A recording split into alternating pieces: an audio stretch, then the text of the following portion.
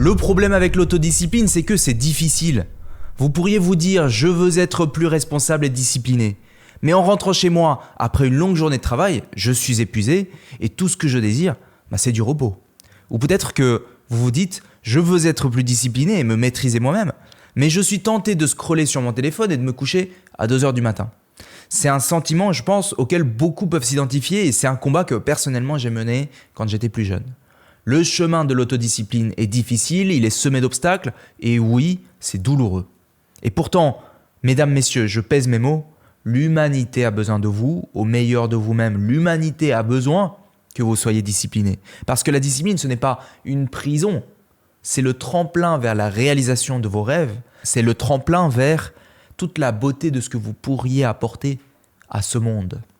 Mon objectif aujourd'hui, c'est de vous aider à prendre conscience de ce qui est réellement en jeu, pour que vous découvriez non seulement l'importance, mais aussi l'urgence qu'il y a à mener une vie avec plus de discipline dans votre vie. Alors ma promesse, c'est que d'ici la fin de l'épisode, vous aurez compris les enjeux de l'autodiscipline sous un nouvel angle, ce qui aura pour effet de transformer votre vie de l'intérieur vers l'extérieur. J'insiste qu'il est indispensable pour vous d'avoir une bonne conscience de ce qui est réellement en jeu pour la qualité de votre vie, pour vous, mais aussi pour, je ne l'exagère pas, l'avenir de l'humanité. Devenir discipliné, c'est de ça que je m'apprête à vous parler aujourd'hui. Alors, pourquoi est-ce qu'il faudrait devenir discipliné? Pourquoi devenir discipliné? C'est vrai, quand on y pense, pourquoi devenir discipliné? C'est fatigant, ça demande des efforts, c'est douloureux. Alors, pourquoi est-ce qu'on s'infligerait une telle douleur? C'est vrai, quand on y pense, si aujourd'hui, vous menez une vie dans laquelle vous vous amusez, vous passez de bons moments, vous passez vos journées à faire ce que vous voulez, à regarder des vidéos sur YouTube, à jouer aux jeux vidéo, à faire la fête, à rencontrer vos amis, faire toutes sortes de choses qui vous apportent du plaisir. Franchement, pensez à vos responsabilités, vous lever tôt, faire de l'exercice, développer des compétences professionnelles, manger sainement, étudier. Tout ça, ça semble très fatigant, ça semble très exigeant et ça vous vide votre énergie rien que d'y penser. C'est douloureux. Être discipliné, c'est douloureux.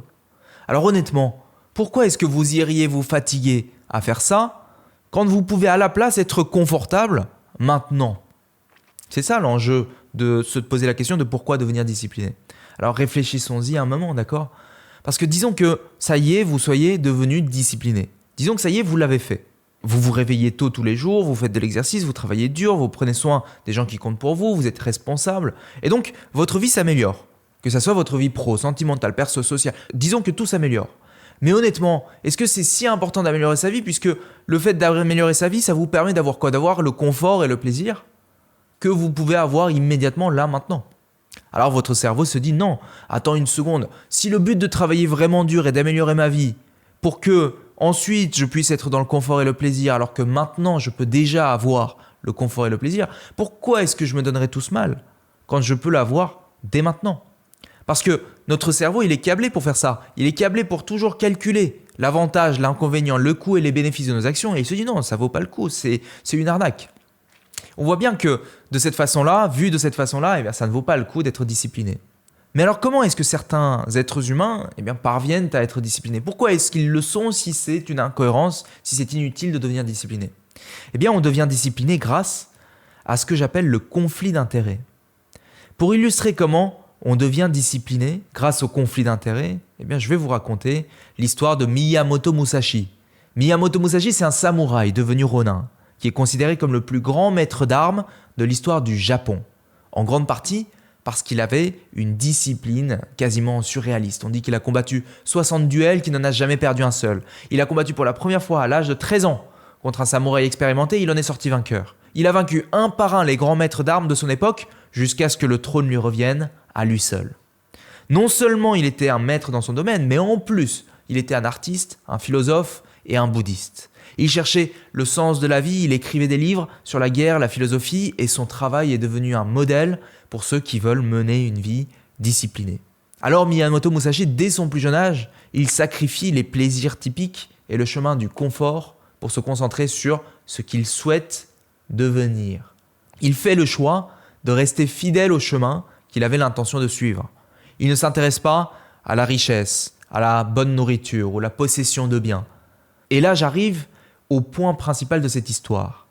Imaginez maintenant une version de ce samouraï qui décide de se laisser aller aux plaisirs qui ne servent pas sa mission, qu'il se lève tous les jours tard, qu'il mange de la malbouffe, qu'il remette au lendemain ses séances d'entraînement, qu'il boive de l'alcool tous les soirs. Est-ce que vous pensez qu'il aurait beaucoup progressé dans le développement de ses compétences et qu'il serait devenu le plus grand maître d'armes de l'histoire du Japon féodal? Non, probablement pas. Et ce n'est pas que Miyamoto Musashi n'avait pas envie de se laisser aller à ses petits plaisirs, mais pour lui, devenir le plus grand maître d'armes de l'histoire du Japon féodal avait bien plus de valeur que le plaisir et le confort. C'était beaucoup plus important pour lui. Autrement dit, le confort et le plaisir étaient en conflit d'intérêts avec sa mission. Il y avait un conflit d'intérêts. Et quand il y a un conflit d'intérêts entre ce qui est facile et une mission qui compte plus que tout, là on devient discipliné. Parce que comprenons bien ce qu'est vraiment la discipline. La discipline, ça signifie que vous êtes capable de faire des sacrifices. La discipline, c'est quand vous voulez faire ce qui est facile et confortable et que vous vous dites plutôt « Non, je vais repousser mon plaisir, je vais repousser mon confort, peut-être pour toujours, mais en tout cas au moins pour une très longue période. » Et vous vous concentrez à la place sur quelque chose qui portera ses fruits à moyen ou long terme. En tout cas, c'est ce que vous pensez.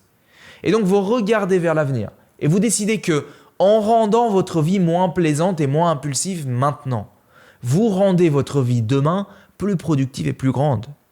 Et c'est difficile. Mais ceux qui expriment leur plein potentiel, ceux qui vivent pleinement leur vie, eh bien ils le font. De nombreux chercheurs ont observé la différence entre ceux qui sont en train d'exprimer leur plein potentiel, des artistes, des champions, des dirigeants, des parents, et ceux qui mènent une vie plus modeste, plus petite, ou ceux qui se retrouvent bloqués par des obstacles qu'ils n'arrivent pas à surmonter. Les experts ont tiré une conclusion simple. Ceux qui expriment leur plein potentiel eh bien, font des sacrifices. Ils sont capables de repousser leur plaisir immédiat grâce à un conflit d'intérêts.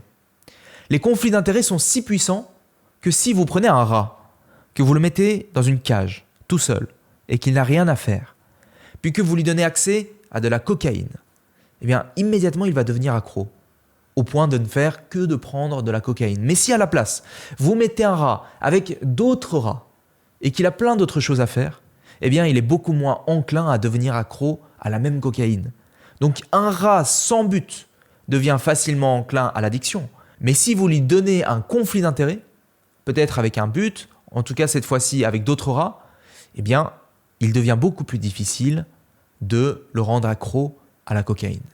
Avec les êtres humains, c'est pareil. S'il n'y a pas de conflit d'intérêts entre le plaisir, le confort et quelque chose qui compte plus que ça, eh bien l'être humain, par défaut, recherche le plaisir et le confort.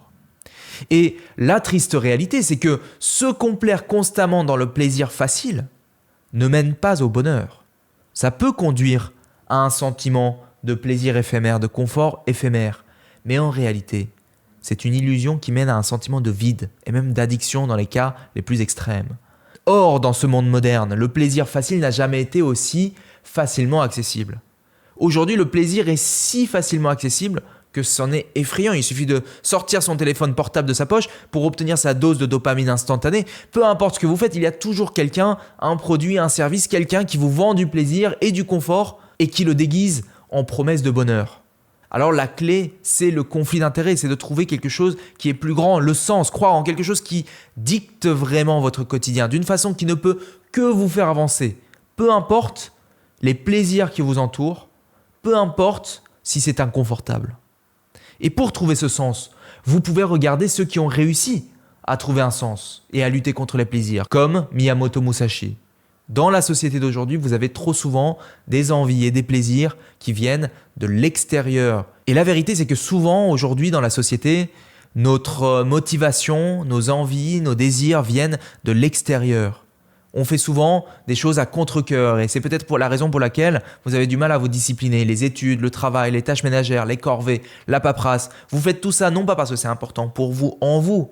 C'est important parce que finalement, le monde extérieur vous motive à le faire parce que vous avez besoin de le faire pour survivre par exemple. Alors une bonne question à vous poser, c'est au fait, ma motivation, elle vient d'où? Est-ce qu'elle est intrinsèque ou est-ce qu'elle est extrinsèque? Est-ce que ma motivation vient de l'intérieur ou est-ce qu'elle vient de la société, de mon environnement? Est-ce que je me dis que je devrais faire ci, je devrais faire ça parce que mes parents me disent de faire, parce que mon patron me dit de faire, parce que mon professeur me dit de le faire?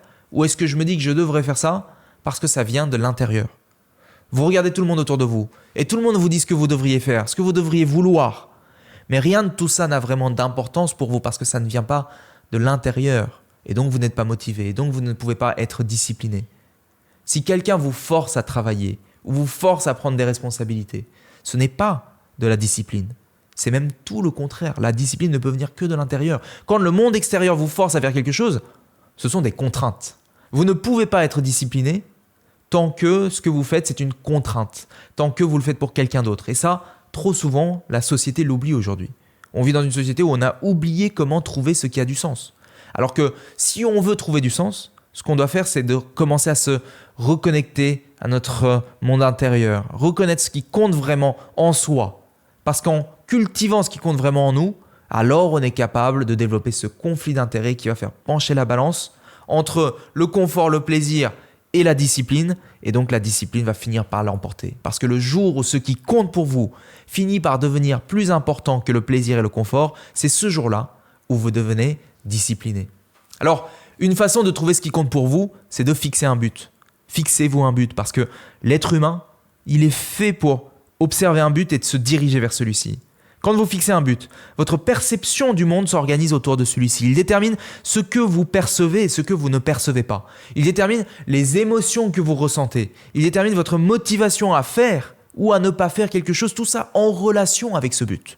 Tout ce que vous faites chaque jour est vécu en fonction de votre but. Et c'est précisément ce qui donne du sens à chaque instant de votre journée, à chaque décision, chaque choix, chaque action de votre journée. Parce qu'en orientant votre vie vers un but, maintenant vous percevez la beauté, la justesse, la vérité derrière chacune de vos choix et de vos actions. C'est-à-dire leur raison d'être en relation avec ce but. Certaines choses, certains choix, certaines actions deviennent magnifiques parce qu'ils pointent vers ce but. Et d'autres deviennent moins beaux, moins justes, moins vrais parce qu'ils pointent vers autre chose, vers un but inférieur.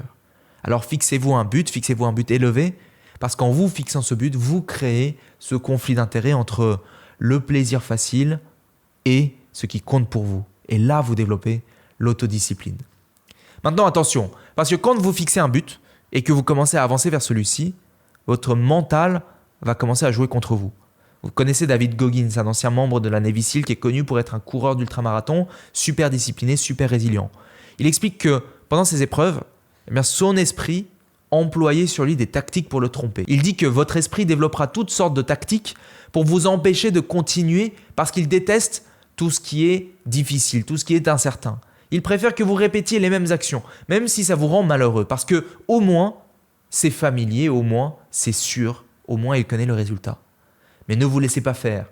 Soyez plus fort que votre mental. Parce qu'une fois que vous aurez atteint votre but, vous regarderez en arrière et vous direz « Mais qu'est-ce que c'était que tout ce bruit dans ma tête ?» Votre mental, votre esprit, continuera de vous convaincre de choisir le plaisir et le confort. Alors, sur le chemin vers la discipline, battez-vous, résistez, privilégiez votre but au plaisir et au confort facile. Alors, mesdames, messieurs, je vous l'ai dit, l'heure est grave. Aujourd'hui, la société nous offre sans arrêt du plaisir et du confort. Alors, plus personne ne veut discipliner.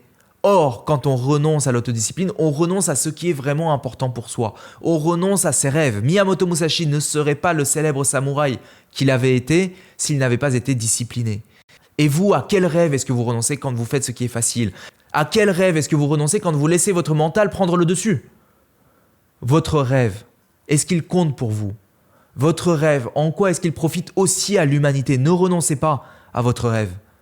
Qu'est-ce que vous préférez, le confort et le plaisir maintenant, mais en échange vous sacrifiez vos rêves? Ou votre rêve, mais en échange vous apprenez à endurer l'inconfort et la douleur qui viennent inévitablement avec votre discipline?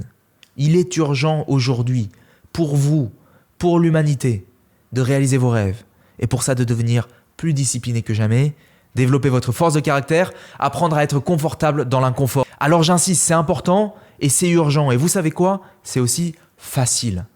J'ai pour vous une méthode simple pour développer votre force de caractère, devenir plus discipliné, apprendre à être confortable dans l'inconfort. C'est un parcours express qui dure quelques heures que j'ai conçu avec l'école Vivre au Mieux. Vous pouvez découvrir la vidéo de présentation de ce parcours express pour vérifier si notre méthode est faite pour vous. Elle vous permet de renforcer votre autodiscipline, devenir confortable dans l'inconfort. Et ce, en seulement quelques heures grâce à notre méthode. La présentation est gratuite, alors vous pouvez cliquer maintenant sur le lien qui s'affiche pour découvrir la présentation. Et puis sachez qu'en ce moment, on a une offre de moins 50% qui est limitée dans le temps. Alors vérifiez si cette offre est encore disponible au moment où vous cliquerez. Vous allez accéder à une vidéo privée qui va vous expliquer étape par étape ce qu'il faut faire pour apprendre à être confortable dans l'inconfort, construire une force de caractère et être capable d'affronter l'adversité que la vie vous impose inévitablement grâce à la résilience et à la discipline.